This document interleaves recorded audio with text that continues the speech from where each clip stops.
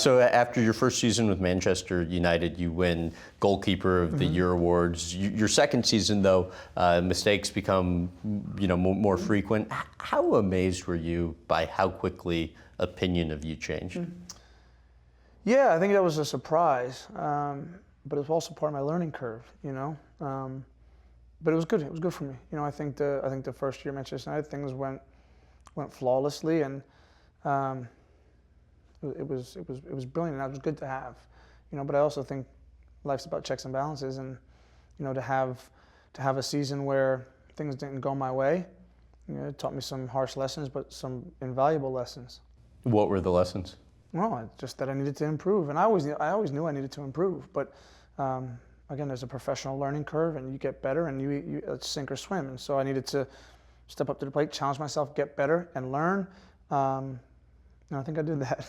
Well, and it's interesting, your longtime friend and former coach Tim Mulqueen was telling me how one of the biggest lessons you learned from that experience was that it's a business.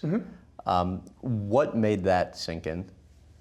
Well, I think there was a lot of people who I didn't know in and around Manchester United that would, because I knew nothing else, I went in and had immediate success, so they sang my praises, and lots of pats on the back and lots of good mornings. And then when things weren't going so well, the same people who I thought were great, they'd walk past me in the hallway and not say good morning, So I learned very quickly that it was a business, and it was a good lesson. It's interesting because you've had so much success now with learning about kind of the trying moments that shaped you, and you end up switching teams to another team in England, Everton, in 2006. Your manager at the time was quoted as saying, "Since we signed Tim, he's worked to prove what happened to him at Manchester United was only a learning experience as opposed to what might have led to the downfall of his career." So I wonder, how is your confidence impacted by what happened with Manchester United, and how do you recover from that?